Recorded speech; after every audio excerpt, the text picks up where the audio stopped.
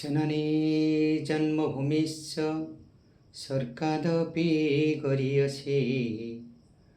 Janani जन्मभूमिश्च स्वर्गादपि गरीयसी। Janani जन्मभूमिश्च स्वर्गादपि गरीयसी।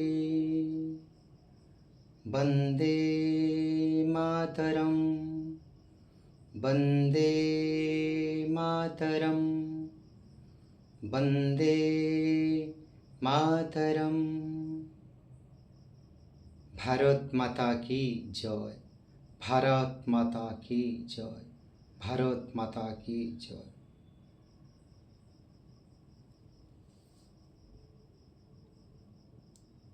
Today is a very auspicious day. Wish you all, citizen of India, 79th Happy Independence Day. In this auspicious moment, now I am discussing about ancient India. What is India and the Western culture? What is the difference between Indian culture and Western culture? Now I am discussing first part, and second part I will discussing about what is the contribution, India's contribution to the world. What will future Father Mother India, the future of India. In third part I will part 1, part 2, part 3, point 1, point 2, point 3 I will discuss about the future of India.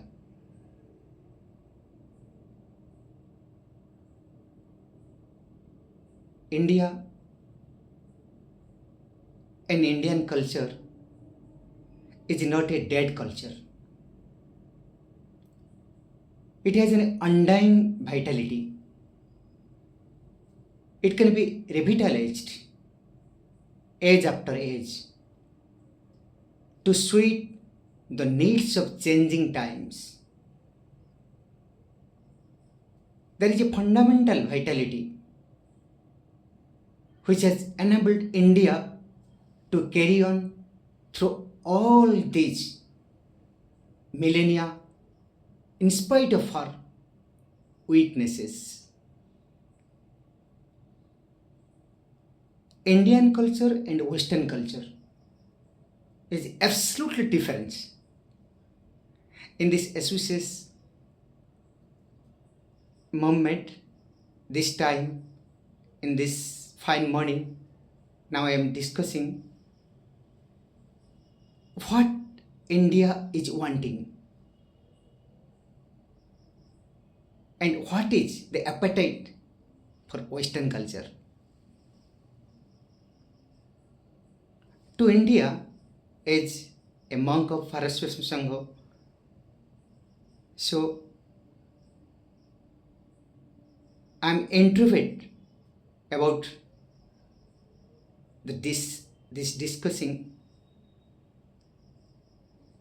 with spirituality and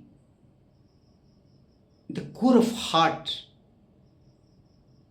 Indian heritage, Indian culture, Indian day-to-day life, and comparing with Western culture. To India, Brahman is the only reality. To India,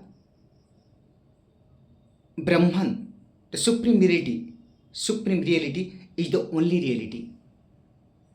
Its nature is Satchid Ananda. To the West, matter is the only reality. To have plenty of dollars is freedom. To have abundant atom bombs and aeroplanes is freedom. To India, self-realization is the goal of human life. To the West, power and dominion is the goal of life. To India, self-restraint gives happiness. To the West, self-indulgence gives pleasure. To India, renunciation bestows joy. To the West, possession gives joy. To India, the practice of ahimsa is the ideal of national heritage of India. To the West, kill and conquer is the ideal. This is the difference between East and West. In the West, he who has many wants is the most civilized man. A Westerner calls a man who has few wants a barbarian. A yogi or a devotee of the East is a savage in the eyes of Westerner. Western country. The Westerners have not realized the axiomatic great truth that the fewer the desires, the greater the happiness. This is indeed a great pity for Westerner. Western culture is not the self-aggrandizement of the Westerners. Eastern culture is for the whole world. Western culture turns the mind outwards. Western culture turns the mind outwards. But Eastern culture, Indian culture, turns the mind inward, introvert. Western culture thickens egoism and strengthens the personality. Eastern culture annihilates egoism and individuality and leads to universality. Western culture brings bondage. Eastern culture leads to salvation. Eastern culture means our Indian culture. Western culture makes a man materialistic and asuric. Eastern culture makes a man divine spirituality and make a man sattvic. The West is material. The East is spiritual.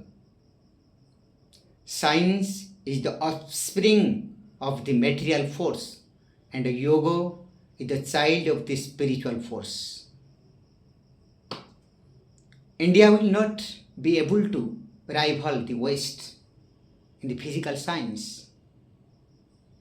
But in the spiritual field, she will certainly be unparalleled.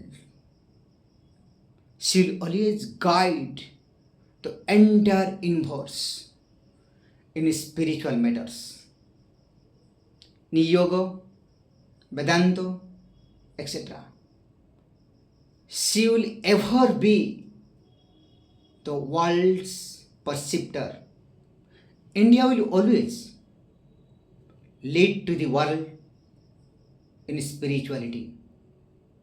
She does not stand in any need of spiritual enlightenment from others, from Westerners, but whole world is dependent for Eastern country for spirituality. Swami Vivekananda, the iconic monk of modern world, he said, I give you spirituality, it gave me bread. India's contribution to the world. Now I'm discussing Independence Day. What India contributes to whole universe. It is our glory. It is thinking matter for every citizen of India. India's contribution to the world. India has given much to the world in the form of mental and spiritual culture. The Indian rishis of yore rejoiced in spiritual wisdom, communication with God, and enlightened the world with divine knowledge, with spiritual knowledge. The spiritual literature of India, given by her rishis, will ever continue to retain their infinite brilliance through ages to come. The contribution to the world, India's contribution to the world. The teachings of India's ancient seers are indeed the most universal. The works of yoga belong to the entire world. They are also practical to the core of Indian heart. Numerous persons are turning from a war turn and smile atmosphere to India and an ancient divine wisdom which is found in the Gita, the Upanishads, and the Advaita Vedanta philosophy. India, due to her glorious heritage, culture, can show the right road to all universe and lead all to prosperity, peace, and perpetual bliss. Let India lead the countries which are spiritually bankrupt. Let India lead the countries which are spiritual bankrupt. She alone can undertake these gigantic tasks. India alone can lead the world towards better understanding, harmony, fraternity, and peace. What is the future of India? Many persons are declaring if universal tolerance and ahimsa will ideal of Indian culture, then India will vanish in this universe. No, it will never true, because the future of India's mission is different from that of others. The mission of India is the achievement of spiritual greatness, but not political eminence and military power and atomic research. India is always